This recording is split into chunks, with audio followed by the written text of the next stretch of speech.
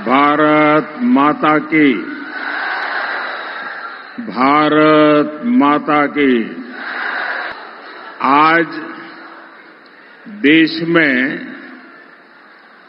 तीसरे चरण का मतदान चल रहा है और मैं भी सुबह सुबह जल्दी वोट देकर के यहां आया हूं। आज मेरा वोट था। तो लोकतंत्र में एक नागरिक के नाते मेरा जो कर्तव्य है उसको निभाया है। और मुझे अभी हमारे साथी बता रहे थे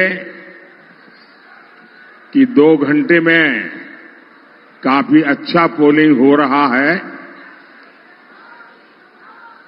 मेरा सभी मतदाताओं से आज देश भर में जहां जहां चुनाव चल रहा है सबसे विनम्र अनुरोध है।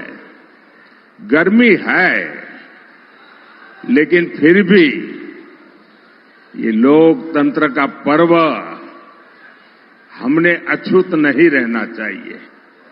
बड़े उत्साह उमंग के साथ परिवार के साथ गाजे बाजे के साथ मतदान करने के लिए जाना चाहिए। भारी संख्या में मतदान करना चाहिए। साथियों, इस पुण्य भूमि पर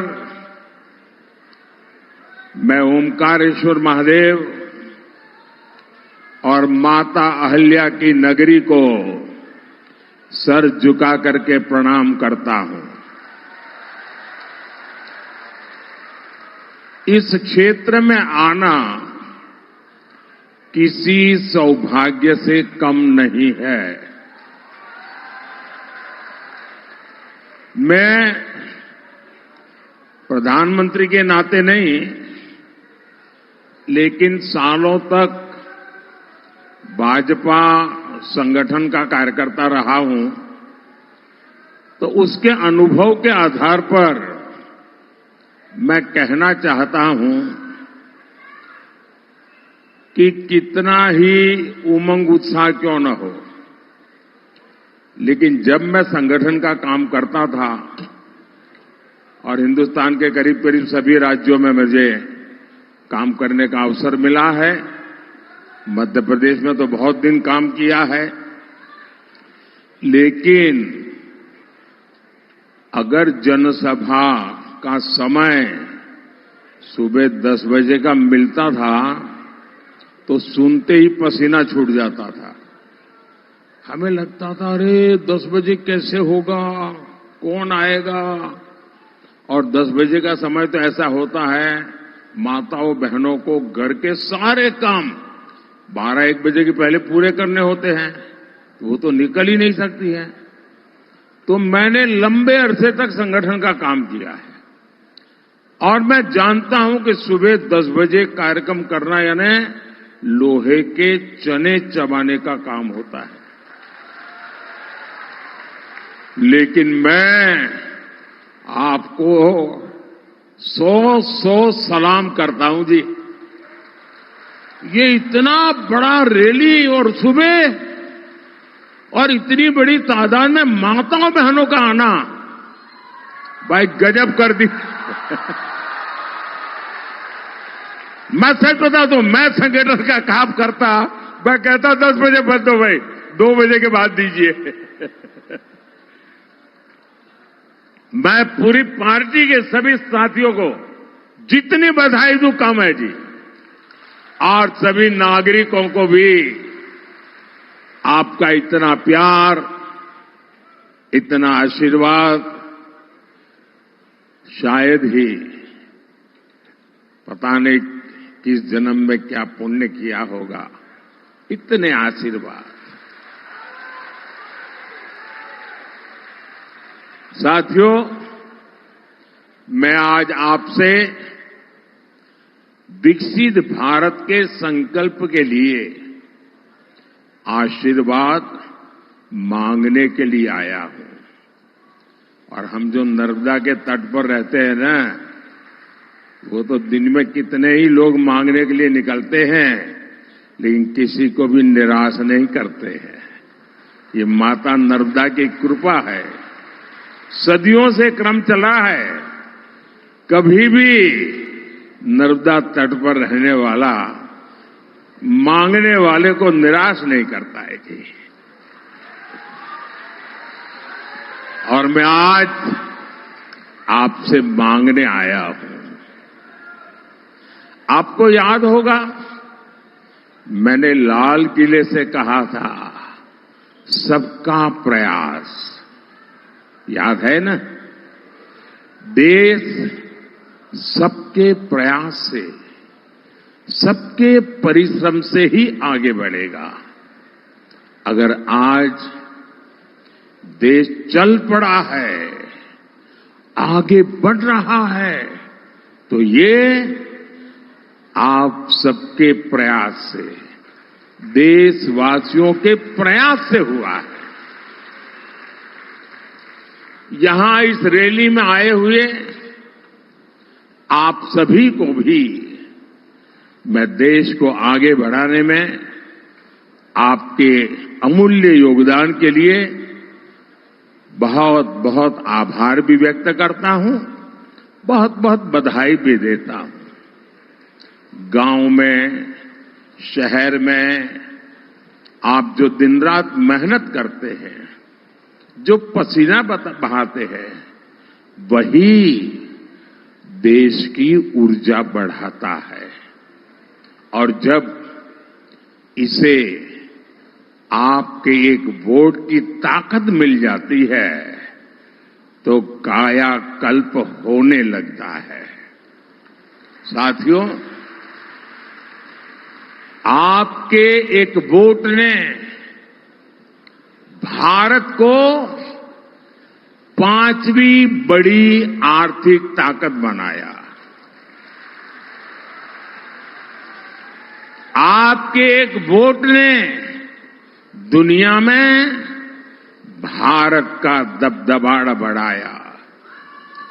आपके एक वोट ने 70 साल बाद आर्टिकल 370 हटाया। आपके एक वोट ने एक आदिवासी बेटी को राष्ट्रपति बनाया। आपके एक वोट ने महिलाओं को आरक्षण का उनका हक दिलवाया। आपके एक वोट ने भ्रष्टाचारियों को जेल भिजवाया। आपके एक वोट ने मुफ्त राशन, मुफ्त इलाज की गारंटी दी। आपके एक वोट ने युवाओं के भविष्य को संवार दिया, अपार अवसर खड़े कर दिए। आपके एक वोट ने 25 करोड़ लोगों को गरीबी से बाहर निकाल दिया। और आपके वोट की ताकत देखिए, आपके एक वोट ने 500 साल की प्रतीक्षा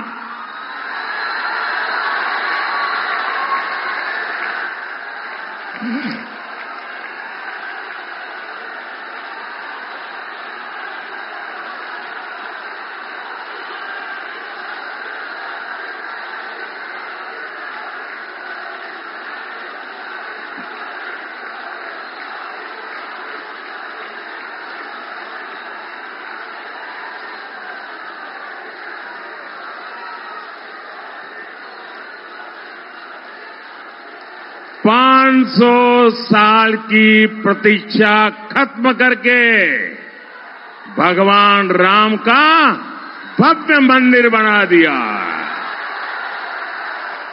तो बोलिए जय श्री राम, जय जय श्री राम। और साथियों, ये तो ये तो ट्रेलर है, ट्रेलर। अभी तो बहुत कुछ करना है। अब इस चुनाव में आपका एक वोट भारत को दुनिया की तीसरी सबसे बड़ी अर्थव्यवस्था बनाएगा। आपका एक वोट आपकी कमाई बढ़ाएगा, युवाओं के लिए रोजगार के अवसर बढ़ाएगा। आपका एक वोट मजबूत भारत बनाएगा। और इसीलिए मैं हिंदुस्तान के कोने कोने में जाकर के देशवासियों के आशीर्वाद मांग रहा हूं। इसीलिए भाजपा आपसे वोट मांग रही है। और दूसरी तरफ ये इंडी गठबंधन वाले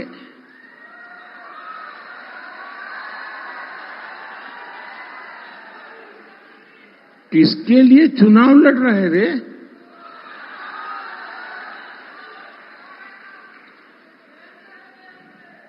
वो चुनाव लड़ रहे हैं अपनी अपनी विरासत बचाने के लिए, अपने बच्चों को अपनी पार्टी सौंपकर जाने के लिए। इन्हें आपके सुख दुख से कोई फर्क नहीं पड़ता। इंडी वालों की एक फेवरेट कहावत है, मैं बताऊं आपको, लेकिन मुझे डर लगता है कि मैं ये कहावत बताऊंगा तो कुछ एक लोग फेक वीडियो बनाने वाली फैक्ट्री है ना,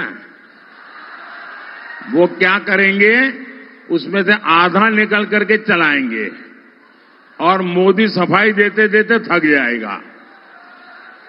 फिर भी मैं कहावत बताऊं? अच्छा, मैं कहावत आधी बताता हूं, आधी आपको पूरी करनी होगी। करेंगे? कि इंडी वालों के लिए कहावत फिट बैठती है, अपना काम बनता, अपना काम बनता, भाड़ में जाए, भाड़ में जाए। ये कौन कहता है? ये आदत किसकी है? अब जिनके लिए आपको इतनी कहावत मालूम है, तो फिर आप इनके लिए क्या सोचेंगे भाई? भाइयों और बहनों, आज भारत इतिहास के एक अहम मोड़ पर खड़ा है। आपको ये तय करना है कि भारत में वोट जिहाद चलेगा या राम राज्य चलेगा।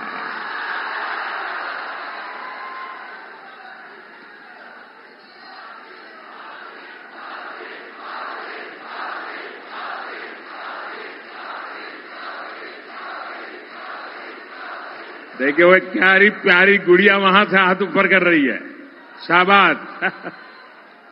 इतनी छोटी गुड़िया सभा में आ गई है।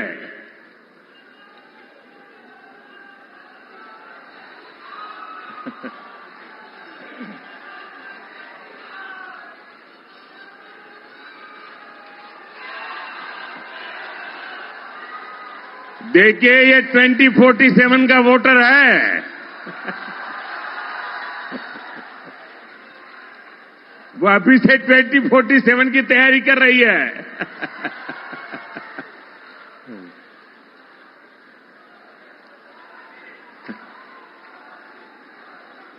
साथियों,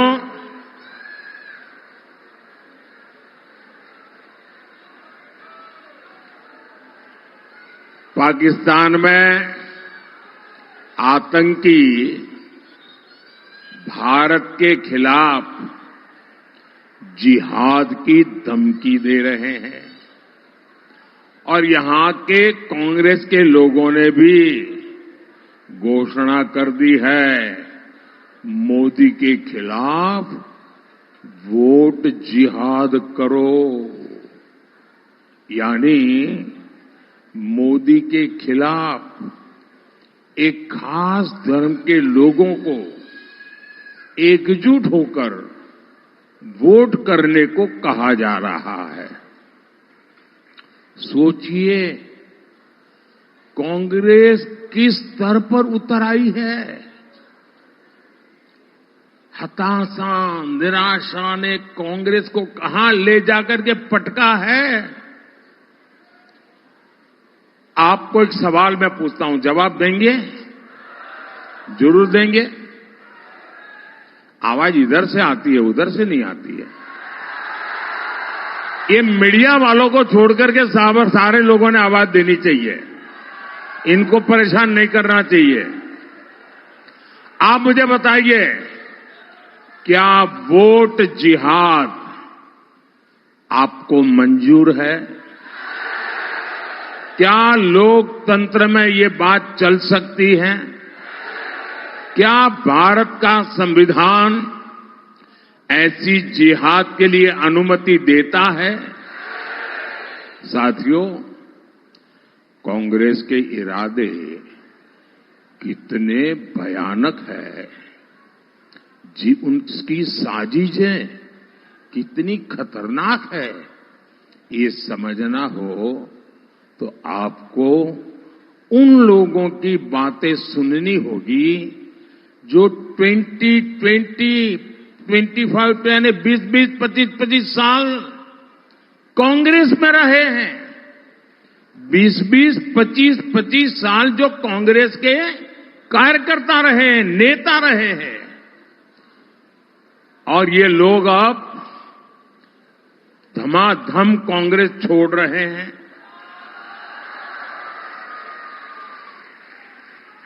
ये कुछ अजीब सी बात है ये। और वो बाहर आकर के खुली हवा में सांस लेते ही कहते हैं बस अब और नहीं, इनफ इज इनफ। आप इनकी बातें सुनिए। एक महिला ने कहा कि मैं राम मंदिर गई तो उसको इतना टॉर्चर किया, इतना टॉर्चर किया कि उन्हें कांग्रेस ही छोड़नी पड़ गई। एक और व्यक्ति ने कहा कि कांग्रेस पर मुस्लिम लीगियों और माओवादियों ने कब्जा कर लिया है।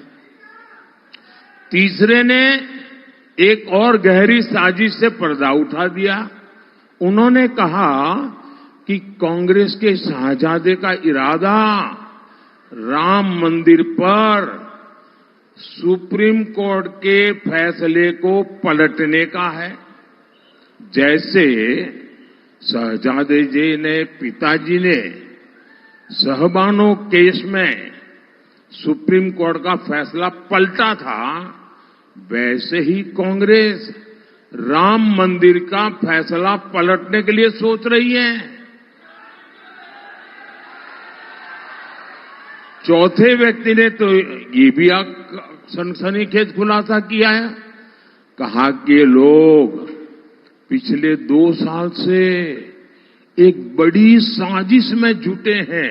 ये जो कांग्रेस से निकल के आए बोले, मैं इन्हीं की बात बता रहा हूं जी। कांग्रेस में चर्चा हुई है कि मोदी को भ्रष्टाचार का आरोप लगा नहीं सकते। कितना ही चौकीदार चोर बोलो, कोई मानने को तैयार नहीं है। मोदी को देश की सुरक्षा के मुद्दे पर, आतंकवाद के मुद्दे पर कोई आरोप नहीं लगा सकता है। विदेश नीति की सफलता को देखते हुए उस पर भी बोलती बंद हो जाती है और कहते हैं कि जब कोई मुद्दा ही नहीं बचा है, हर मुद्दा मोदी के पक्ष में है, तो मोदी को हराना बड़ा मुश्किल है। और ये कांग्रेस वाले कहते हैं। और इसलिए कांग्रेस ने तय किया कि मोदी को झूठे आरोप में फंसाओ, अफवाह फैलाओ। और इसलिए आजकल संविधान को लेकर झूठ फैलाया जा रहा है। इसलिए लोग देश में आग लगाने की बातें कर रहे हैं। भाइयों और बहनों, कांग्रेस को, इंडी गठबंधन को न हमारी आस्था की परवाह है और न ही देश हित की परवाह है। राष्ट्र विरोधी बातें करने में तो कांग्रेस के लोगों में होड़ लगी है, होड़। वोट के हर चरण के बाद कांग्रेस का पाकिस्तान प्यार चरम पर पहुंच रहा है। इन लोगों के बयान हैरान करने वाले हैं। कांग्रेस के एक पूर्व सीएम ने कहा कि हमारी सेना आतंकी हमले करती है, पाकिस्तान तो निर्दोष है। क्या ये देश का नागरिक ऐसी बातें सुन सकता है क्या? हमारी सेना का ये अपमान है कि नहीं भाई?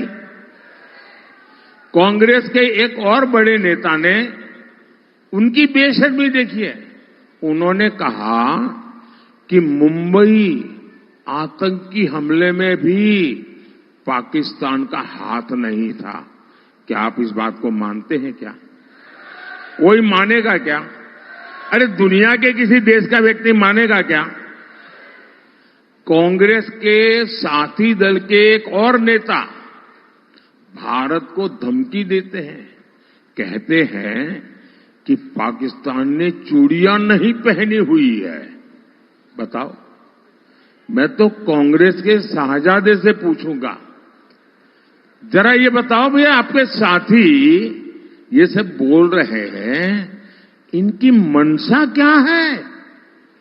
ये आखिरकार अचानक एक साथ चारों तरफ से सीनियर लोगों की आवाज क्यों आने लगी है?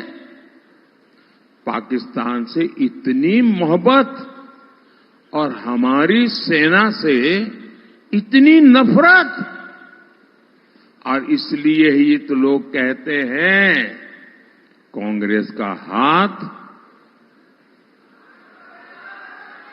कांग्रेस का हाथ, कांग्रेस का हाथ। अब मैं तो नहीं बोल रहा हूं, आप बोल रहे हैं। भाई मीडिया वाले देखना, मैं नहीं बोला हूं। मेरे गले मत बढ़ दे रहा। इनको लगता है कि पाकिस्तान प्रेम दिखाकर ये अपनी वोट बैंक की राजनीति मजबूत कर लेंगे। लेकिन मैं जानता हूं इनकी जमानत तक बचनी मुश्किल है। भाई और बहनों, कांग्रेस की नजर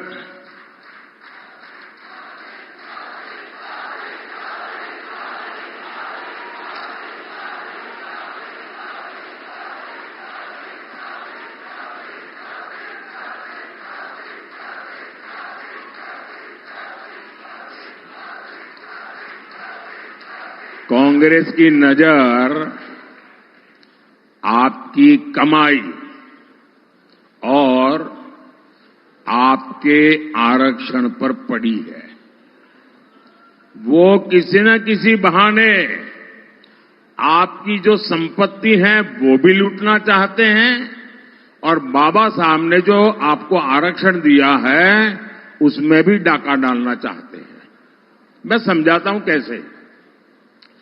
तुष्टीकरण के लिए कांग्रेस एससी, एसटी, ओबीसी के हक का जो आरक्षण है वो धर्म के आधार पर लूट चला करके बांटना चाहती है। अब ये कोई हवाबाजी नहीं, उन्होंने किया है। कर्नाटका में उनकी सरकार है कांग्रेस की। कर्नाटका में क्या किया? उन्होंने रातों रात एक हुक्म निकाला, फतवा निकाला, सरकारी हुक्म, और रातों रात थप्पे मार करके बना दिया। क्या?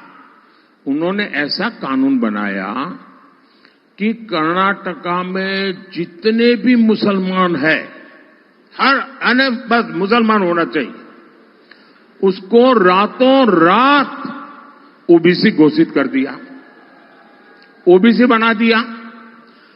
अब इसका मतलब क्या हुआ कि जो ओबीसी को आरक्षण मिलता था 27%, ये रातों रात ओबीसी बन गए। तो उन्होंने ऐसा डाका डाला, ऐसा डाका डाला कि जो पहले से जो ओबीसी है उनके नसीब में था वो भी आधे से कम हो गया। ये ओबीसी जो बने हुए थे उनमें से लूट चला ली। अब इसी मॉडल को वो पूरे देश में लागू करना चाहते हैं। आप मुझे बताइए, क्या आप आपके आरक्षण पर डाका डालने देंगे? ये चोरी करने देंगे? क्या ये बाबा साहब आम्बेडकर की पीठ में छुरा भोंकने वाली बात है कि नहीं है? ये हमारे संविधान का अपमान है कि नहीं है? यही नहीं, ये शाहजादे तो साहब ऐसी चीज लेके आए हैं, दुनिया में कोई डेवलपिंग कंट्री सोच ही नहीं सकता है। वो कहते हैं आपकी संपत्ति का एक्सरे करेंगे, एक्सरे। और मैं आपको बताता हूं, मैंने इस कांग्रेस के सबका एक्सरे करके रखा हुआ है, लेकिन मैंने उनके दिमाग का एक्सरे किया है। ये क्या सोचते हैं तो क्या करेंगे, मेरे एक्सरे में साफ दिखता है। इनका एक्सरे क्या है? वो आपके लॉकर का एक्सरे करेंगे, आपके बैंक के खाते का एक्सरे करेंगे, आपके घर में गहने कितने हैं, सोना कितना है, चांदी कितनी है, आपके यहां बहू शादी करके आई तो क्या लेकर के आई थी, आपकी पत्नी शादी में क्या लेकर के आई थी, आपके घर कितने, खेत कितने, इन सारों का वो सर्वे करेंगे। और वो कहते हैं, खुल करके कहते हैं, और फिर आपकी जरूरत से जितना ज्यादा है, अगर आपके पास 10 एकड़ भूमि है तो 5 एकड़ गई, अगर 2 साइकिल है तो 1 गई, अगर आपका मंगलसूत्र है तो गया। ये खेल खेलने वाले हैं। और क्यों? तो ये जो संपत्ति आपसे ले लेंगे वो अपनी वोट बैंक को बांटना चाहते हैं। भाइयों बहनों, आप, हमारे देश में हर मां बाप बच्चों के लिए कुछ न कुछ बचाता है। उसके मन में रहता है कि जाने के बाद बच्चों के लिए कुछ छोड़ करके जाऊं दुनिया से। अब ये कहते हैं कि आपके मां बाप ने जो बचाया है वो सारा का सारा उनके बेटे बेटियों को नहीं मिलेगा, उस पर आधे से ज्यादा टैक्स लगेगा और आधे से ज्यादा सरकार छून लगी। मुझे बताइए, क्या भारत जैसे देश में आप अपनी संपत्ति लूटने देंगे क्या? क्या आप अपनी संपत्ति बचाना चाहते हैं? आप अपनी संपत्ति अपने वारिस को देना चाहते हैं? तो आपको कौन बचाएगा? कौन बचाएगा? कौन बचाएगा आपको? कौन बचाएगा आपको? कौन बचाएगा आपको? मोदी नहीं, आपका एक वोट बचाएगा, आपका एक वोट बचाएगा। आप मोदी को वोट देकर के मजबूत बनाइए, मोदी आपके लिए लड़ता रहेगा। साथियों, मोदी ने इसका भंडाफोड़ कर दिया,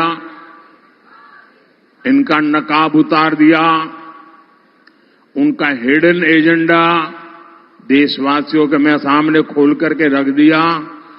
तो अब वो हड़बड़ी में है, गालियां दे रहे हैं, नई नई गालियां दे रहे हैं। पूरी डिक्शनरी खाली कर दी गालियां देते देते।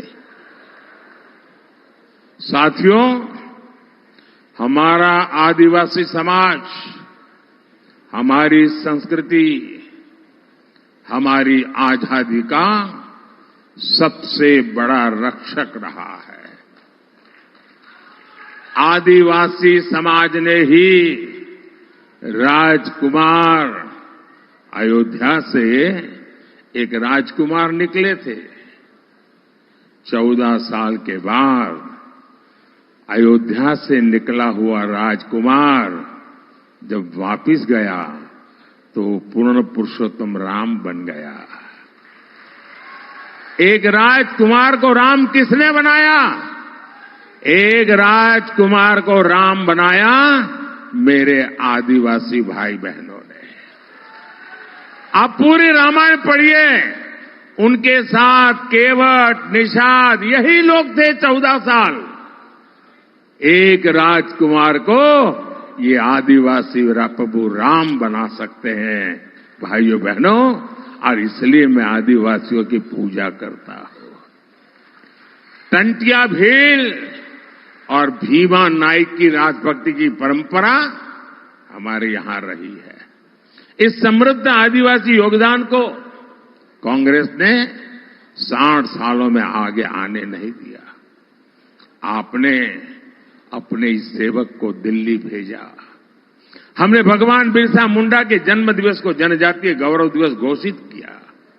हम देश भर में आदिवासी सेनानियों से जुड़े म्यूजियम बना रहे हैं। निमाड़ में क्रांति सूर्य टंटिया भील विश्वविद्यालय बनाया जा रहा है।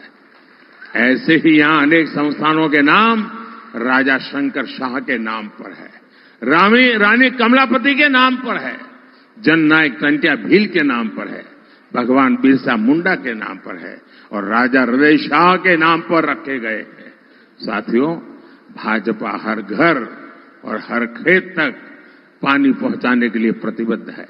खरगोन में चिरन्या उद्वहन सिंचाई योजना पर काम चल रहा है। बिस्टान उद्वहन योजना सिंचाई योजना का लोकार्पण हो चुका है। यहां मेडिकल कॉलेज का निर्माण हो रहा है। मैं जानता हूं आदिवासी बेटे बेटी का सामर्थ्य जितना ज्यादा होता है, इसलिए भाजपा आदिवासी क्षेत्र में एकलव्य विद्यालय बनाने पर बहुत बल दे रही है। भाइयों और बहनों, याद रखिएगा, 13 मई को खरगोन से मेरे साथी गजेंद्र सिंह पटेल और खंडवा से ज्ञानेश्वर पाटिल जी को हर बूथ पर विजयी बनाना है। बनाएंगे, ज्यादा से ज्यादा मतदान कराएंगे। मतदान करने के लिए एक उत्सव की तरह थाली बजाते बजाते मतदान मथक जाएंगे। अच्छा, मेरा एक काम करेंगे? कमाल हो यार, इन लोगों के लिए कहता हूं तो बड़े उत्साह से बोल रहे हो, मेरे लिए कहता हूं तो बोलते ही नहीं आप तो। जरा सबके सब हाथ ऊपर करके बताइए, मेरा एक काम करेंगे? पक्का करेंगे? अच्छा देखिए, घर घर जाइए, ज्यादा से ज्यादा घरों में जाइए, ज्यादा से ज्यादा लोगों को मिलिए और कहिएगा कि मोदी जी आए थे, मोदी जी ने आपको जय श्री राम कहा है। मेरा जय श्री राम पहुंचा देंगे। हर परिवार में मेरा जय श्री राम पहुंचाएंगे, बिना भूले पहुंचाएंगे। बोलिए भारत माता की, भारत माता की।